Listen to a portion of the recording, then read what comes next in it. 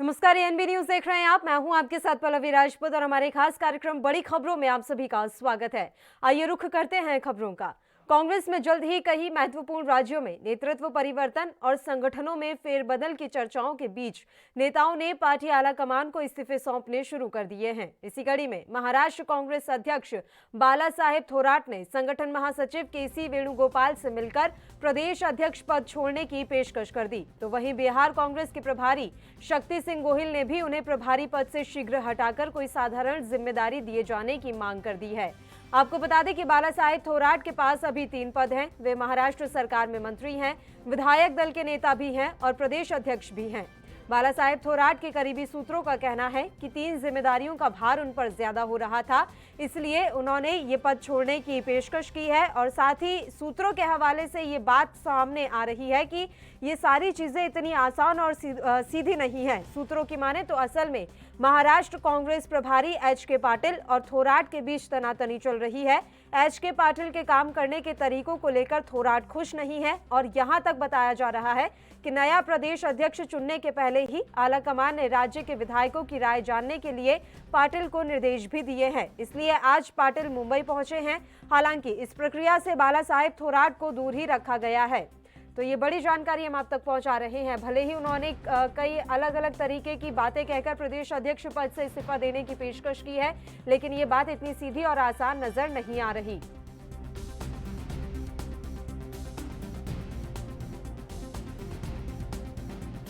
दिल्ली की विजिट और प्रदेश अध्यक्ष पद का चेंज बदलाव, इसमें कोई संबंध नहीं है।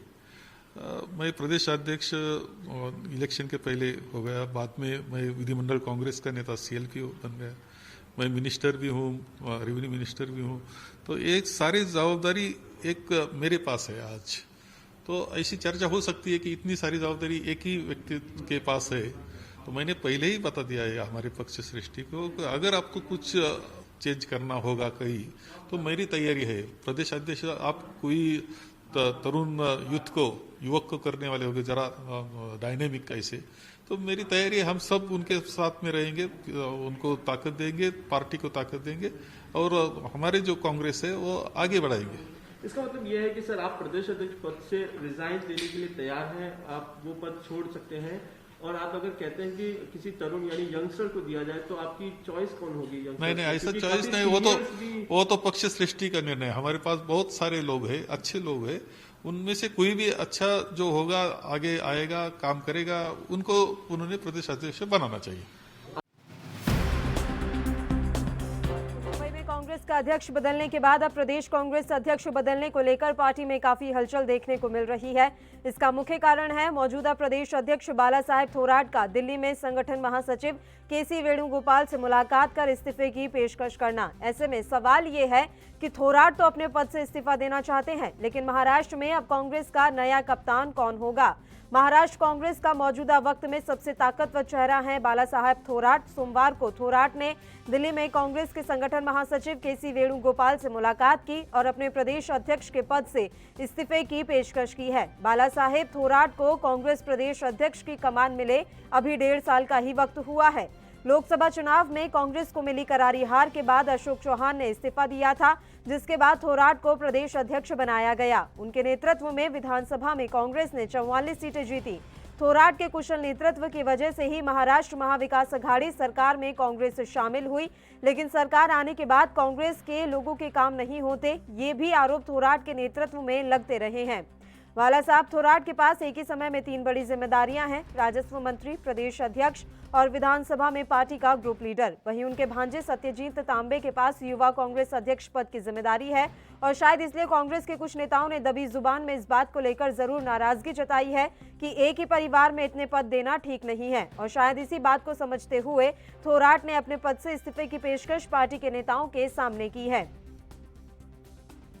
दूसरी तरफ एक अनार और 100 बीमार जैसी स्थिति फिलहाल कांग्रेस पार्टी में दिखाई दे रही है। प्रदेश अध्यक्ष पद के लिए कई दावेदारियां सामने आती हुई नजर आ रही हैं। इनमें से एक है विधानसभा के अध्यक्ष नाना पटोले, जो कि विदर्भ से आते हैं। विदर्भ के ही मंत्री विजय वट्टेटीवार, नितिन राउत और यशोमती ठाकुर का नाम भी प्रदेश अध्यक्ष के पद के लिए लिया जा रहा है। पार्टी में इस बात को लेकर भी चर्चा है कि इस बार प्रदेश अध्यक्ष विदर्भ या मराठवाड़ा से ही होना चाहिए। मराठवाड़ा से अमित देशमुख और राजीव सातव के नाम की चर्चा भी जोरों पर है। आपको बता दें कि राहुल गांधी फिलहाल देश में नहीं है। ऐसे में कांग्रेस के प्रदेश अध्यक्ष पद को लेकर फिलहाल कोई फैसला होगा, इसकी उम्मीद कम ही नजर आ रही है। लेकिन जिस तेजी से कांग्रेस पार्टी के अंदर प्रदेश अध्यक्ष बदलने को लेकर चर्चा चल रही है, उससे यह लगता है कि राहुल गांधी के भारत लौटने के बाद पार्टी इस पर अपना फैसला जल्द लेगी। महाराष्ट्र कांग्रेस के प्रभारी भी मुंबई पहुंचकर पृथ्वीराज चव्हाण, अशोक चव्हाण और बाला साहेब थोराट से मुलाकात कर उनकी राय जानेंगे। लेकिन सवाल अभी यही है कि महाराष्ट्र में कांग्रेस का नया कप्तान कौन होगा।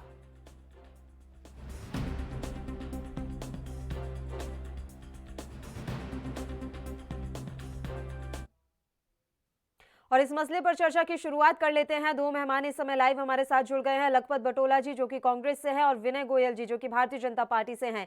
आप दोनों का बहुत बहुत स्वागत है एएनबी न्यूज पर। लखपत जी, पहले आपके पास आना चाहेंगे। देखिए, मेरा सीधा सा सवाल है, महाराष्ट्र में अब कांग्रेस का नया कप्तान कौन होगा? बाला साहेब थोराट ने तो अपने इस्तीफे की पेशकश कर दी, अब अगली बागडोर किसके हाथ में? देखिए, कांग्रेस का कौन होगा वो महाराष्ट्र की कांग्रेस इकाई तय करेगी। जो महाराष्ट्र पीसीसी है वो तय करेगी। वहाँ के विधायक, आपको पता है कि हमारे जो एसएस पाटिल साहब जो वहाँ प्रभारी हैं, तो प्रभारी जी को सारे विधायकों से उन्हें मंत्रणा की है, मंत्रियों से मंत्रणा की है, पूर्व अध्यक्षों से मंत्रणा की है, और एक सार्वजनिक राय लेकर के आप जानते हैं कि जिस तरह से हमारे बाला साहब थोराट जी ने पार्टी का नेतृत्व किया 2019 के बाद पार्टी सत्ता में, उसके बाद उनके पास नेता विधानमंडल के नेता हैं, उसके अलावा मंत्री पद पे हैं और पार्टी के अध्यक्ष भी थे। तो उन्होंने कहा कि ज्यादा काम व्यक्ति को एक पद पे रहे, उस हिसाब से उन्होंने पेशकश की। स्वागत हो गया। महाराष्ट्र की इकाई तय करेगी। जो सर्वमान्य नेता होगा उसको, जो पार्टी को आगे ले जाने की जिसमें ऊर्जा होगी, उसको निश्चित रूप से महाराष्ट्र की कमान दी जाएगी। ठीक है विनय जी, वैसे तो ये कांग्रेस का आंतरिक मामला है, लेकिन आपकी प्रतिक्रिया भी मैं इस पर चाहूंगी। देखिए, वो कह तो रहे हैं कि उनके पास पहले से ही तीन तीन जिम्मेदारियां हैं। ऐसे में एक ही व्यक्ति के ऊपर इतनी जिम्मेदारियां देना, तो उन्होंने स्वेच्छा से इस पद को त्यागने की पेशकश की है। लेकिन दबी जुबान से ये बात भी कही जा रही है कि एचके पाटिल के साथ तनातनी चल रही है थोराट की, और शायद यही एक बड़ी वजह है। देखिए पल्लवी जी, कांग्रेस में इस समय क्या चल रहा है ये सब अच्छी तरह से जानते हैं, और कांग्रेस में सब कुछ बदल सकता है। हर प्रदेश के अध्यक्ष बदल सकते हैं, हर जगह नेतृत्व परिवर्तन हो सकता है, लेकिन केंद्र में गांधी परिवार के अलावा और कोई नहीं आ सकता। तो मुझे लगता नहीं कि ये, हालांकि कांग्रेस का आंतरिक मामला है, कुछ भी करे, लेकिन कांग्रेस को नीति सबके लिए समान बनानी चाहिए। लेकिन विनय जी, देखिए, कांग्रेस में जल्द ही कई महत्वपूर्ण राज्यों में नेतृत्व परिवर्तन किया जा रहा है, संगठनों में फेरबदल की चर्चाएं भी हैं। तो अगर देखा जाए तो क्या बीजेपी से टक्कर लेने के लिए कांग्रेस तैयार हो रही है? बार बार ये बात कही जा रही थी कि कांग्रेस का संगठन मजबूत नहीं है, इसलिए हम भारतीय जनता पार्टी के बराबर आकर खड़े नहीं हो पा रहे। अब उन्होंने ये तैयारियां जोरों शोरों से शुरू कर दी है, बीजेपी के बराबर में खड़े होने की तैयारी। टक्कर लेने की कहीं कोई तैयारी नहीं है। ये सब आपस में एक दूसरे से टक्कर ले रहे हैं। आपस में इनकी खूब तनातनी चल रही है। हमारे यहाँ उत्तराखंड में भी जिस प्रकार से हरीश रावत जी का ग्रुप अलग है, इंदिरा हृदयेश जी का ग्रुप अलग है, प्रीतम सिंह जी का अलग है, किशोर उपाध्याय जी का अलग है, तो सब एक दूसरे से आपस में निपटते रहते हैं। तो मुझे लगता है कि ऐसे ही पूरे देश भर में कांग्रेस का हाल है। ठीक है लखपत जी, जो बात मैंने विनय जी से पूछी थी वही मैं आपसे भी जानना चाहूंगी कि एचके पाटिल के साथ थोराट साहब की कुछ तनातनी चल रही है, और ये भी कहा जा रहा है कि कई कांग्रेस नेता और कार्यकर्ता ऐसे थे जिन्हें लग रहा था कि एक ही परिवार के सदस्यों को इतनी जिम्मेदारी नहीं देनी चाहिए। थोराट साहब के पास 3 जिम्मेदारियां थी, उनके भांजे के पास भी एक जिम्मेदारी थी, तो ये बात कही जा रही थी कि एक ही परिवार के लोगों तक इतनी जिम्मेदारी नहीं होनी चाहिए। देखिए, राजनीतिक में कयास लगाए जाते हैं, लेकिन आप भी जानते हैं कि 2019 में उन्हें कमान दी गई थी महाराष्ट्र की। उनके कुशल नेतृत्व में महाराष्ट्र में कांग्रेस ने सरकार बनाई है। मैं निश्चित रूप से कह सकता हूं कि आपको पता भी है कि इससे पहले थोराट साहब ने तो अभी अपना पद छोड़ने की बात कही है और स्वागत युग में, लेकिन कांग्रेस कई प्रदेशों में नेतृत्व परिवर्तन करने की ओर जा रही है। कई राज्यों में हमारे अध्यक्षों का कार्यकाल खत्म हो रहा है, कई राज्यों में चुनाव आने वाले हैं, कई प्रकार की जो परिस्थितियां होती है। CCC इस पे फैसला लेता कोई भाजपा के लोग थोड़ी है, RSS का मुख्यालय थोड़ी है कि जहां एक बार RSS का सर संचालक बन गया उसके बाद वो जब तक अलाइव है तब तक रहेगा। ये कांग्रेस है, कांग्रेस में लोकतांत्रिक तरीके से व्यक्ति आते हैं, पार्टी में निष्ठा रखते हैं, आज एक जिम्मेदारी लेगा, कल दूसरे उसका निर्वहन करेगा निश्चित रूप से लोकतंत्र के लिए। और कांग्रेस पार्टी जिस तरह से देश की लोगों की लड़ाई लड़ती है, चाहे वो आम जनमानस की हो, उसको लेकर के पार्टी की एक अपनी रणनीति होती है। उस रणनीति के चक्र में अध्यक्षों का बदलना एक स्वाभाविक प्रक्रिया है, इसमें कोई राजनीति वाली बात नहीं, किसी प्रकार की तनातनी है। निश्चित रूप से कांग्रेस बड़ा परिवार है, इसमें जिम्मेदारियां हर किसी को मिलती है, जिसको जो जिम्मेदारी मिलती है वो उसका निर्वहन करता है। इसमें कहाँ कोई राजनीति की बात है। RSS कोई राजनीतिक पार्टी थोड़ी ना। लखपत जी, आप किससे कंपैरिजन कर रहे हैं? कंपैरिजन करते तो भारतीय जनता पार्टी से कर लेते सर। जी, मैं अब इससे भाजपा आप जानते हैं जनता, भारतीय जनता पार्टी को कौन चलाता है? नागपुर चलाता है। आप ये तो जानते ना। अब जब आप इस चीज को जानते हैं कि RSS का उदय कैसे, RSS के ही तो सही तो जनसंघ निकला, RSS से तो भारतीय जनता पार्टी निकली, ये कोई अलग सी पार्टी है?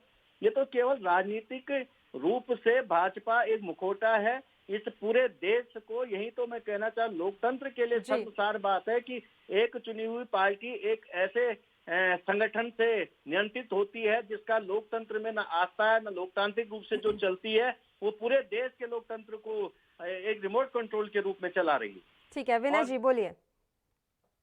लखपत जी, जिस प्रकार लोकतंत्र की आस्था की बात कर रहे हैं वो कांग्रेस में दूर दूर तक दिखाई नहीं देती। अगर कांग्रेस में लोकतंत्र होता तो आज कांग्रेस की ये दुर्गति ना होती।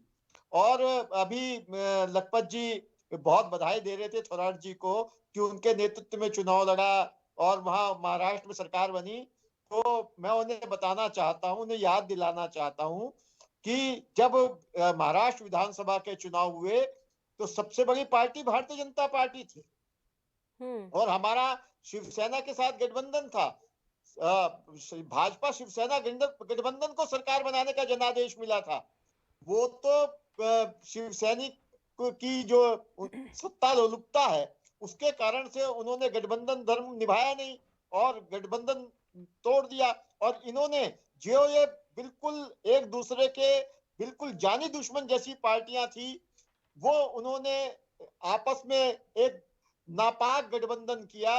और वहां महाराष्ट्र में जिस प्रकार से ये लोगों को लोकतंत्र की हत्या करके एक प्रकार से सरकार चला रहे हैं वो सबके सामने है और वहां जो स्थितियां हैं वो भी सबके सामने है। तो मुझे लगता है कि इस प्रकार के बेमेल और नापाक गठबंधन करके अगर इन्होंने वहां कुछ समय के लिए सरकार बना ली है तो उसे थोराट जी की सफलता का द्योतक ना माने। सफलता मिली थी तो भारतीय जनता पार्टी को और भारतीय जनता पार्टी के गठबंधन के कारण से शिवसेना को मिली थी। तो ये जरा याद रखें। ठीक है, लखपत जी, थोराट के नेतृत्व में सरकार में रहते हुए भी कांग्रेस के कोई काम नहीं हो पा रहे हैं, इस तरह के आरोप लग रहे हैं और इसीलिए HK पाटिल काफी नाराज दिख रहे हैं। यही तो वजह नहीं है कहीं उनकी नाराजगी की जो कीमत है वो अब थोराट साहब को अपना अध्यक्ष पद पर इस्तीफा देकर चुकानी पड़ रही है? आप इस चीज को मत देखिए। पहले मैं विनय गोयल जी जो बात कह रहे हैं मैं उस पर जवाब देना चाहता हूँ। वो कह रहे हैं कि महाराष्ट्र में हम बड़े गठबंधन थे, बिहार में तो आप 2014 के चुनाव थे उसमें तो बड़ा गठबंधन नहीं थे। आप 15 में आके 16 में आके आपने सरकार बना दी। आप तो वो पार्टी है जहां आप मेघालय और वहां पे मणिपुर में एक विधायक नहीं था, वहां सरकार बना दी। आप तो बगैर विधायक के भी सरकार बना देते हैं। आप तो वो पार्टी है। आपका जिस तरह का आपका आचरण रहा, आपका क्षेत्र कहाँ लोकतंत्र में आपको आस्था है? मध्य प्रदेश में आपने देखा, उत्तराखंड की स्थिति आपने देखी है, गुजरात क्या कहते हैं गुजरात के अंदर इन्होंने क्या स्थिति की है, राजस्थान में क्या लोकतंत्र का बखेड़ा खड़ा कर रखा, पश्चिम बंगाल में क्या खड़ा कर रखा। ये मैंने कहा ये मुखौटा है जो इनको संचालित करते हैं। वो लोकतंत्र में न उनकी आस्था थी, न उनको देश की आजादी में आस्था थी, न उनको देश के तिरंगे में आस्था थी और न आस्था है न उन्हें देश के संविधान में आस्था है। ये तो एक प्रकार से एक नियंत्रण, ये एक मुखौटा है जिन्हें लोकतंत्र में भरोसा नहीं है। मैं ये निश्चित रूप से कहता हूँ। कांग्रेस की आप बात छोड़िए, कांग्रेस 138 साल पुरानी पार्टी है और कांग्रेस को 6 बार पूर्ण बहुमत की सरकार बनाए, 5 बार गठबंधन की सरकार केंद्र में कांग्रेस ने दी है। कांग्रेस में कमजोरियां हो सकती है, उनको हम दूर करने का काम करें, कुछ समय होता है। कुछ परिस्थितियां हैं, लेकिन जो कमियां हैं उसको दूर करने का प्रयास किया जा रहा है। कांग्रेस अपनी कमियों को स्वीकार करी, कहीं ना कहीं हमें कमियां हैं, हमारे संगठन से चूक हुई, सरकारों से चूक हुई, जो सरकार जनता ने 2014 और 2019 में हम लोगों को इस तरह से लोकतंत्र में अपने आस्था कांग्रेस के अंदर नहीं जताई। इससे पहले तो लगातार कांग्रेस में आस्था जताई। और दूसरी बात, आप बातें करें, कांग्रेस देश के अंदर भाजपा के बाद आज भी सबसे बड़ी पार्टी है, और आप 2014 में कांग्रेस को पीछे छोड़ पाए लोग वोट के प्रतिशत के रूप में। मैं ये कह सकता हूँ लोकतंत्र में आपकी आस्था है, मैं ये जरूर कह सकता, हमारे प्रदेश में पीसीसी में ये CCC की मीटिंगों में या ऐसी से परिवर्तन की जो चीजें होती हैं, राज्यों की जो मांगे होती, चुनावों को देख के, समीकरणों को देख करके सारी चीजों को पार्टी सोचती है, नेता का प्रभाव देखा जाता है। बिल्कुल, इसलिए अब अलग अलग राज्यों में जो है नेतृत्व परिवर्तन और संगठन की मजबूती पर आप लोग गौर फरमा रहे हैं। ये अच्छी बात है कि समय रहते आप संगठन को मजबूत करने में लगे हुए हैं। विनय जी, मैं आपका जवाब लूंगी, लेकिन उससे पहले बुलेटिन में हमें एक छोटे से ब्रेक के लिए रुकना है। ब्रेक के बाद फौरन हाजिर होंगे।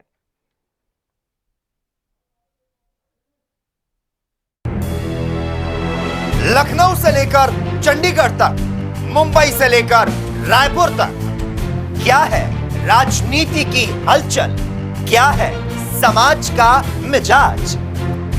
राजधानी लाइव, हमारी नजर, आपका फैसला, हर रोज सुबह 8 बजे सिर्फ ANP न्यूज पर। बस करो माल साहब, ਤੁਸੀਂ ਰੈਡੀ ਹੋ ਕੇ ਫਿਰ ਸ਼ੁਰੂ ਹੋਗੇ। ਤੁਹਾਡੀ ਵੀ ਨਾ એનર્ਜੀ ਨਹੀਂ ਖਤਮ ਹੁੰਦੀ। ਸਤਿ ਸ਼੍ਰੀ ਅਕਾਲ ਫੁੱਫੜ ਜੀ। ਓਏ ਸਤਿ ਸ਼੍ਰੀ ਅਕਾਲ। ਓਏ 8 ਵਜੇ ਤੱਕ ਕਹਿ ਕੇ 11 ਵਜੇ ਆਤੇ ਤੁਸੀਂ ਇਹ ਫੁੱਫੜ ਜੀ ਅੱਖ ਹੀ ਨਹੀਂ ਖੁੱਲਦੀ। ਥੱਕਿਆ ਜਿਹਾ ਸਰੀਰ ਰਹਿੰਦਾ। ਤੁਹਾਡੇ ਚ ਇਸ ਉਮਰੇ ਵੀ ਪੂਰੀ ਫੁਰਤੀ ਹੈ। ਓਏ ਮੇਰੀ ਫੁਰਤੀ ਦਾ ਰਾਜ਼ ਹੈ ਵੈਦਵਾਨ ਦਾ X+ ਮਰਦਾਨਾ ਕੋਰਸ, ਤੇ ਪਿਛਲੇ 30 ਵਰਿਆਂ ਤੋਂ ਇਹੀ ਹੈ ਮੇਰੀ ਸਿਹਤ ਦਾ ਰਾਜ਼। ਇਮਿਊਨਿਟੀ ਵਧਾਉਣ ਦੇ ਨਾਲ ਮਰਦਾਨਾ ਤਾਕਤ ਲਈ ਇਹੀ ਰਾਮਬਾਣ। ਚੁਸਤੀ ਫੁਰਤੀ ਤੇ ਜੋਸ਼ ਵਧਾਉਣ ਲਈ ਤੁਸੀਂ ਵੀ ਅੱਜ ਹੀ ਸ਼ੁਰੂ ਕਰੋ X+ ਮਰਦਾਨਾ ਕੋਰਸ।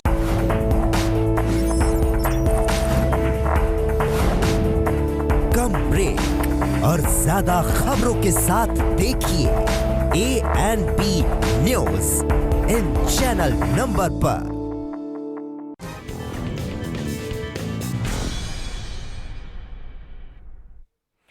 ब्रेक के बाद एक बार फिर से आप सभी का स्वागत है। महाराष्ट्र कांग्रेस में जिस तरह से अभी बाला साहेब थोराट ने इस्तीफे की पेशकश की है, उसके बाद से चर्चाओं का बाजार गर्म है और ये बात कही जा रही है कि महाराष्ट्र कांग्रेस में इस समय सियासी हलचल देखने को मिल रही है। दोनों मेहमान लगातार हमारे साथ जुड़े हुए हैं। विनय जी, मैं आपके पास ही आना चाहूंगी, आप कुछ कहना चाह रहे थे इस मसले पर, आपकी प्रतिक्रिया सर।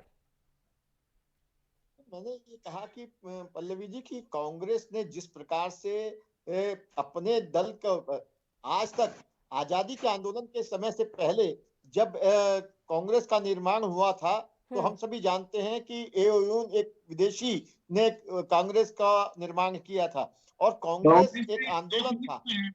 गोयल साहब, इतना बड़ा इन्होंने एक तरह से देश से ब्याज वसूला है कि बहुत लंबे समय तक देश का उस पे शासन किया, लेकिन कांग्रेस को कुछ देने के बजाय, कांग्रेस ने देश को स्वच्छ शासन देने के बजाय जिस प्रकार से भ्रष्टाचार के गर्त में ढकेला, और आज नरेंद्र मोदी जी को जिस तरह से उनको एक एक करके साफ करना पड़ रहा है, और आज जो देश में बन रही है वो पूरा विश्व देख रहा है। तो मुझे लगता है कि अगर लंबे समय तक शासन करके और अगर इन्होंने देश को आज इस हालत में पहुंचाया है, तो इसके लिए कांग्रेस को देश से क्षमा मांगनी चाहिए। आज भारतीय जनता पार्टी देश को गौरव बढ़ाने के लिए, भारत माता को विश्व गुरु बनाने के लिए काम कर रही है और धीरे धीरे उसमें आगे बढ़ रही है और अपने लक्ष्य की ओर आगे बढ़ रही है। मुझे लगता है कि भारतीय जनता पार्टी के हाथ में ही देश का भविष्य सुरक्षित है। ठीक है, वो भी अब इसी उम्मीद से अपने संगठन में जो है बदलाव करने की कोशिशों में जुटे हुए हैं लखपत जी, और इसलिए अब एक एक करके महत्वपूर्ण राज्यों में तमाम फेरबदल किए जा रहे हैं। सर, एक और मुद्दा है हमारे पास, उस मुद्दे पर भी मुझे आपसे चर्चा करनी है, तो उसी मुद्दे का अब रुख कर लेते हैं। दरअसल देश की राजधानी दिल्ली के इंडिया गेट के पास नए संसद परिसर के निर्माण को मंजूरी मिल गई है। उच्चतम न्यायालय ने मंगलवार को परियोजना की वैधता को चुनौती देने वाली याचिकाओं पर अपना फैसला सुनाया। न्यायमूर्ति AM खानविलकर की अध्यक्षता अध्यक्षता वाली 3 सदस्यीय पीठ ने बहुमत के फैसले में कहा कि परियोजना के लिए जो पर्यावरण मंजूरी दी गई है और भूमि उपयोग में परिवर्तन के लिए जो अधिसूचना जारी की गई है वे वैध है। न्यायमूर्ति खानविलकर ने खुद की और न्यायमूर्ति दिनेश माहेश्वरी की ओर से ये जो है इस पूरे मसले पर अपना फैसला लिखा है, जिसमें सेंट्रल विस्टा की जो ये परियोजना है इसके प्रस्तावक को सभी निर्माण स्थलों पर स्मॉग टॉवर लगाने और एंटी स्मॉग गन का इस्तेमाल करने का निर्देश दिया है। पीठ के तीसरे न्यायाधीश न्यायमूर्ति संजीव खन्ना ने भी परियोजना को मंजूरी पर सहमति जताई। हालांकि उन्होंने भूमि उपयोग में बदलाव संबंधी फैसले पर और परियोजना को पर्यावरण मंजूरी दिए जाने पर असहमति जताई है। बता दें कि प्रधानमंत्री नरेंद्र मोदी ने हाल ही में नए संसद की आधारशिला रखी थी। पिछली सुनवाई के दौरान सरकार ने अदालत को आश्वासन दिया था कि जब तक अदालत इस पर कोई निर्णय नहीं देता तब तक कोई निर्माण कार्य नहीं किया जाएगा और परियोजना का शिलान्यास कार्यक्रम 10 दिसंबर को आयोजित हुआ था। दोनों मेहमान लगातार हमारे साथ जुड़े हुए हैं, सीधा उन्हीं का रुख कर लेते हैं बिना समय गंवाए। देखिए सर, मैं आपके पास ही आना चाहूंगी। लखपत जी, ये तो बड़ी जीत मानी जाएगी भारतीय जनता पार्टी के लिए, क्योंकि कांग्रेस ने भी जमकर जो है सवाल उठाए थे कि किस आधार पर अभी नए संसद भवन का निर्माण कराया जा रहा है। देखिए, कांग्रेस ने सवाल इस पे नहीं उठाया था कि संसद भवन क्यों बनाया जाए। कांग्रेस ने सवाल ये उठाया था कि कोरोना काल में इतना खर्चा करने की क्या जरूरत थी, जब देश की इकोनॉमी माने प्रधानमंत्री जी के नेतृत्व माने 24% चली गई है और देश बदतरी के हाल में जी रहा है, लोग सड़कों पे मर रहे हैं, लोगों के पास रोजगार नहीं है। इस समय इस संसद भवन पे इतना खर्चा करने की क्या जरूरत थी। सरकार ने सवाल इस पे पूछा कि इस कोरोना काल में प्रधानमंत्री जी को सरकार से सवाल पूछा कि प्रधानमंत्री 8,000 करोड़ का जहाज खरीदने की क्या जरूरत पड़ी। सवाल तो इस पे पूछा गया, सवाल इस पे नहीं पूछा गया जो देश की स्थिति थी वर्तमान में। कोरोना काल में आप जाते देश के संकट से जूझ जाता। ये कोविड-19 ने एक जो महामारी थी, इसके अंतर्गत जिस तरह से देश की परिस्थिति बनी, उसके अंदर ये माननीय प्रधानमंत्री जी इसका उपयोग, आज आप जानते हैं कि बच्चों की स्कूलें नहीं खुल पा रही, पेपर नहीं करा पा रही सरकार, लोगों को रोजगार नहीं दे पा रही है, लोगों की स्थितियां किस तरह से हो रखी, चाहे वो सरकारी कर्मचारी हों, चाहे वो प्राइवेट सेक्टर में जॉब करने वाले, चाहे लोग अपने व्यवसायी हों, सब लोगों की जो स्थिति है उसको देखते हुए सरकार को इस समय ये खर्चा नहीं करना चाहता। सरकार आगे अच्छा माहौल बनने पे ये करती, तो इस पे सवाल उठाया गया। और मैं स्वागत करना चाहता हूँ कि जो वेटा कंपनी को जो दिया गया उस पर हमारा सवाल नहीं था, ना हमारा सवाल इस पे था सरकार क्यों बना, सरकार के टाइमिंग पे सवाल था। ठीक है, बोलिए विनय जी। देखिए पल्लवी जी, मुझे बड़ी हंसी आती है कांग्रेस की किस प्रकार की सोच है कि जब 2012 में कांग्रेस की सरकार थी तो उस समय मीरा कुमार जी लोकसभा अध्यक्ष हुआ करती थी और उस समय ये प्रस्ताव किया गया था कि नया संसद भवन बनना चाहिए और उस समय से ये विषय चल रहा था। और मैं आपको एक और बात की ओर आपका ध्यान आकर्षित करना चाहता हूं कि उस समय जब उसका एस्टीमेट बना और उसमें जो उसका परिकल्पना की गई, तो आज का जो संसद भवन बन रहा है, जो अब जिसकी माननीय प्रधानमंत्री नरेंद्र मोदी जी ने आधारशिला रखी है, उससे लगभग आधा भवन बनाने की योजना थी। और जो खर्चा आज भारतीय जनता पार्टी की सरकार पर लखपत जी उंगली उठा रहे हैं, उससे हमारी सरकार जो पैसा खर्च कर रही है वो उससे कम पैसा खर्च कर रही है। कुल 971 करोड़ खर्च कर रही है, जो कि कांग्रेस के जो एस्टीमेट था वो 3,000 करोड़ से ऊपर का था और उसमें भवन बन रहा था इससे आधा। तो अब 65,000 वर्ग फीट उसका निर्माण होने वाला है और कुल 971 करोड़ में होने वाला है। और आप नरेंद्र मोदी जी की सरकार की जो कार्य करने की विधि है उसको जानते हैं कि वो जो कुछ भी करते हैं वर्ल्ड बेस्ट करना चाहते हैं। तो आज अगर हमारा देश दुनिया का सबसे बड़ा लोकतंत्र है तो हमारे देश का लोकतंत्र का मंदिर भी दुनिया में सबसे अधिक अच्छा भव्य होना चाहिए और दुनिया के सामने एक उदाहरण होना चाहिए। ये काम हमारी सरकार कर रही है। इसलिए मैं अपने मित्र लखपत बुटोला जी को बताना चाहता हूं कि जो कांग्रेस के जमाने का एस्टीमेट था उससे लगभग 1/3 से भी कम में हम ये निर्माण करने जा रहे हैं और निर्माण होगा लगभग दुगुना। बिल्कुल, ये जानकारी मैं अपने दर्शकों को भी दे देती हूँ। विनय जी देखिए, क्षेत्रफल जो कांग्रेस के कार्यकाल के समय में डिसाइड किया गया था वो 35,000 वर्ग मीटर था और लागत उसकी 3,000 करोड़ उस समय थी। अगर वर्तमान के हिसाब से माने तो लगभग 3,900 करोड़ रुपए वो एस्टिमेट बैठ रहा है। और जो नरेंद्र मोदी कार्यकाल में किया जा रहा है वो क्षेत्रफल 65,000 वर्ग मीटर है और लागत 970 करोड़ रुपए है। ये बात आपकी एकदम 100% सही है विनय जी, लेकिन सवाल लखपत जी ने ये किया कि अभी कोरोना का काल चल रहा था, बेरोजगार हो गए हैं लोग, गरीबों की हालत बहुत ज्यादा खराब है, तो वो ये जानना चाह रहे थे कि क्यों ना ये पैसा जो है हम रोजगार देने में और तमाम ऐसी चीजों में लगाते जिससे देश के नागरिक का उत्थान हो जाता और विकास हो जाता। हर व्यक्ति की अपनी अपनी सोच है। बिल्कुल, मैं माननीय प्रधानमंत्री जी की ये सोच है कि 2022 में हमारे आजादी को 75 साल हो जाएंगे, यानी हमारी प्लेटिनम जुबली होगी जी। तो अब अगर हम 2022 में जब हम अपने प्लेटिनम जुबली मना रहे होंगे तो हम दुनिया के सामने उदाहरण प्रस्तुत करें कि हम आज आजादी के बाद किस स्थिति में पहुंचे हैं, तो उससे हमारा देश का मान में और 4 चांद लगेंगे और उसकी वृद्धि होगी।